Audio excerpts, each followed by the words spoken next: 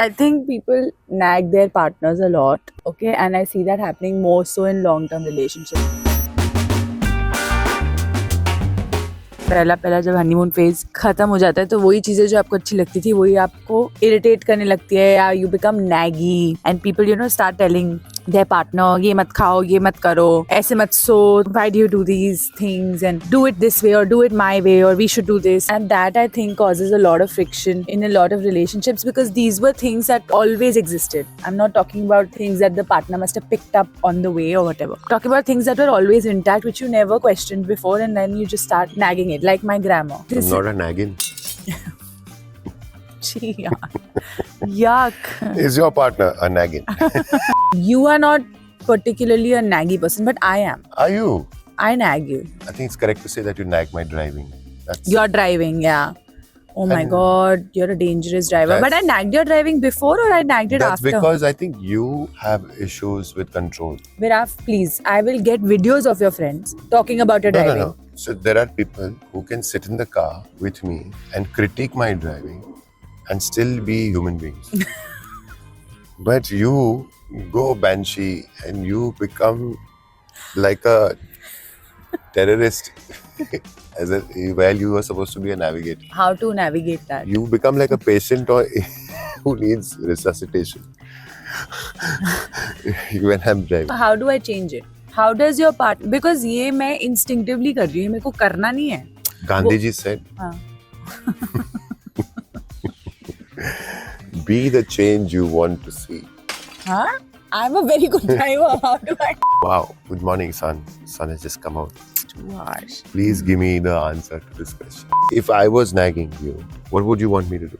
If you're finding my driving, say for example, really difficult, then just take control of the steering wheel if you're not able to change. If you're feeling too scared or too anxious, which I try to do now. I'm like, between you and I, if we are traveling together, I'll drive. ताकि वो हो ही ना. That's a cop out. But I can't sit in the car without. No, you have to, what we call, Then I'll have to close my eyes build and capacity for things that we are not able to do. So many things that I don't agree with you doing in your podcast. Yeah. Which is fine. So I can either critique it and give you some sort of observation and leave it at that, or nag you again and again and again. I try to do the former, and for certain things I do it till I really like to see, because I think those are fundamental things, and then you make some changes also. But say for example there's something that you're doing with Veruze and I don't agree with it. I think I just let it go and say, okay, Saloni is managing this moment with Veruze. It's okay. I can let her do this. I may not agree with her doing it. Maybe I'll have a conversation with her separately. So have a conversation separately. Voice it politely. Maybe voice it 2 or 3 times to tell the person that it's, or voice it every time actually, but voicing it doesn't mean nagging. It's different. So right? You want to tell them the rule I use. So Viraf uses a 3-strike rule because he's, say for example, there's mess. I've thrown my jacket on the floor. So first time he'll just give me a stare. Second time he'll pick up the jacket and make sure I see that he's picking up the jacket and putting it in, and then give me the stare. The third time he'll lose his shit. I don't lose my shit. No, your losing shit is different from other people losing shit, but you also lose your shit. Your losing your shit is when you start talking about you're upset, you don't stop. You keep repeating yourself and you keep going on for 5 minutes about the same thing. And you don't scream, but you're constantly saying, but I have been telling you this and this and this and this, and then you start repeating yourself and you start saying it again, and then I say, okay, I got it. But then because you have reached that point, so that is you losing your shit. Like how could you? How could you? You don't scream, so. Yeah, but see, what we know about each other is like, I struggle with time. So would it be fair to say that you nag me about time, or you are actually nudging me to do better? I don't think I nag you about time. I have let go. I just point it out and you are still late.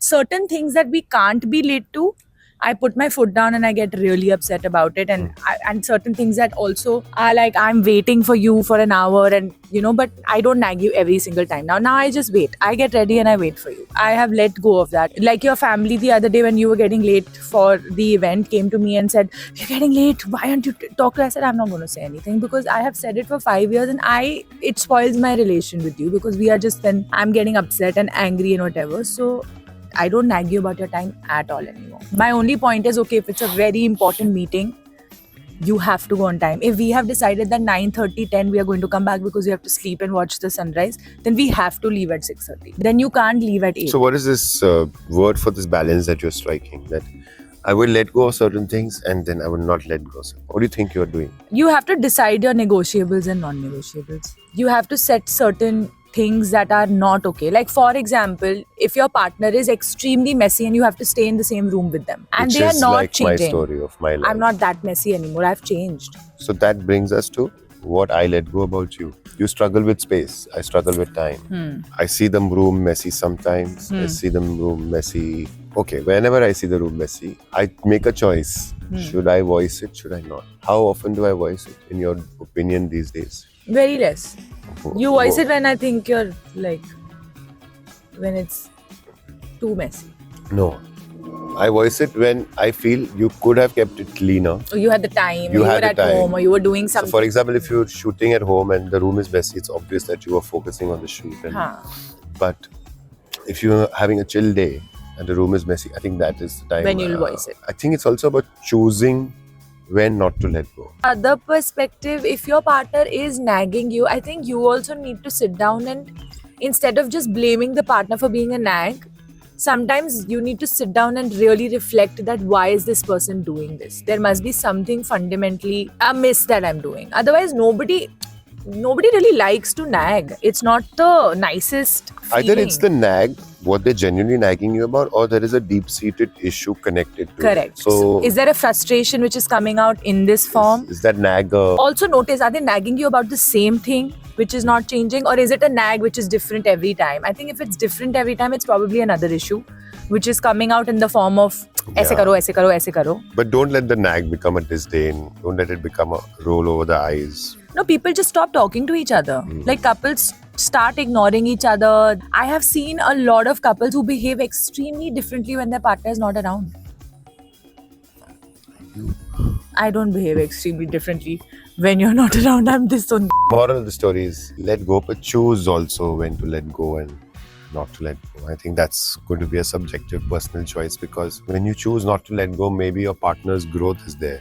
And sometimes your partner might be leaning on you to grow out of that very difficult habit that they are used to. And if your partner is nagging you, instead of blaming them, reflect. Reflect why they're doing it. Reflect why I nag you about your driving.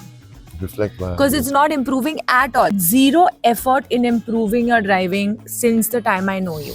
After years of telling you, Virat, please indicators, you still don't use the indicator because there is zero effort. You think this person is a nag and this person is nagging. You have not reflected why this nag is not changing, because there is zero effort from your end to change the way you drive.